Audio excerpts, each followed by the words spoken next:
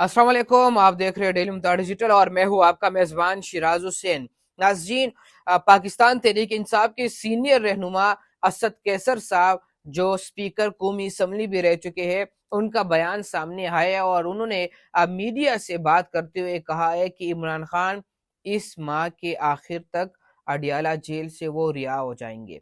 तो असद कैसर साहब का ये बयान तो उन्होंने दे दिया। मैनचेस्टर में वो मीडिया से गुफ्तगू कर रहे थे और उन्होंने ये बयान जारी किया।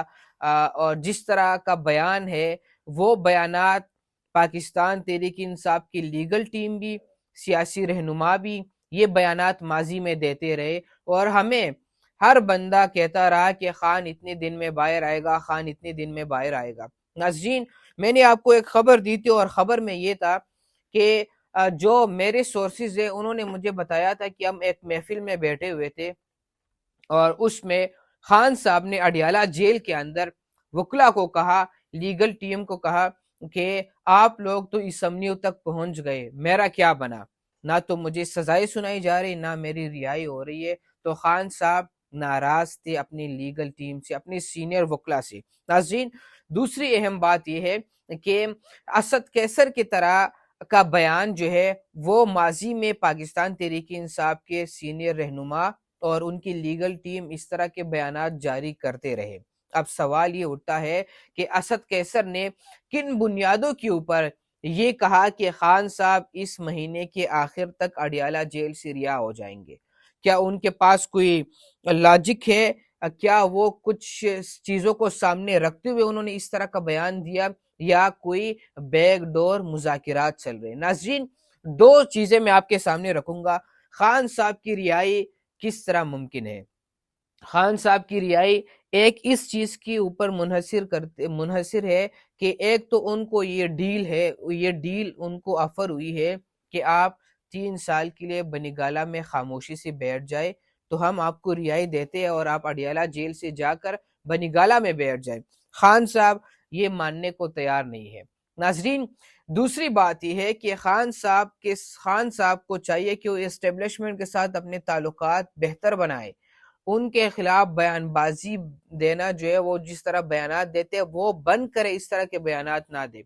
अब जो असद कैसर साहब ने बात की है, क्या खान साहब की तरफ से कोई टीम गई है एस्टेब्लिशमेंट की तरफ? क्या उन्होंने माफी मांगी है कि हमने जिस तरह बयानबाजी की है उसके ऊपर हम माजरत ख्वाह है, इस तरह की दोबारा बयानबाजी नहीं की जाएगी? नाज़रीन, एक और अहम मसला क्या है? एक और अहम मसला यह है कि खान साहब ने रिसेंटली एक गैर रस्मी गुफ्तगू करते हुए अडियाला जेल के अंदर साफियों को बताया कि अगर बुशरा बीबी को कुछ हो गया तो उनका जिम्मेदार आसिम मुनीर होगा, यानी साबिक अभी जो मौजूदा आर्मी चीफ है आसिम मुनीर साहब, तो वो है और मैं जनरल आसिम मुनीर को नहीं छोड़ूंगा। तो क्या इस तरह के बयानबाजियों के बाद भी असद कैसर साहब का ये बयान आ सकता है कि खान साहब इस माह के आखिर तक अडियाला जेल से रिहा हो जाएंगे? तो या तो आप लोगों ने उसके ऊपर माजरत की होगी या आप माजरत करने जा रहे, या खान साहब इस तरह बयानबाजियां नहीं करेंगे, वो बंद करेंगे। नाजरीन, मसला क्या है? मसला ये है कि खान साहब जो है वो अपनी जिद के ऊपर है और वो कहते हैं कि हाँ, मैं मुज़ाकिरात करना चाहता हूँ लेकिन जो मेरी डिमांड्स है वो आप तस्लीम करें। वो इदारों को कहते हैं, वो एस्टेब्लिशमेंट को कहते हैं। तो इस तरह पाकिस्तान में कभी हुआ नहीं।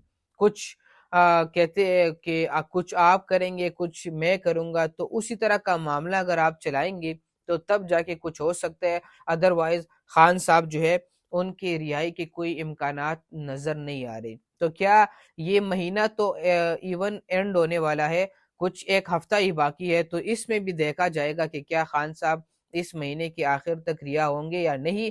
तो असद कैसर से भी हम भी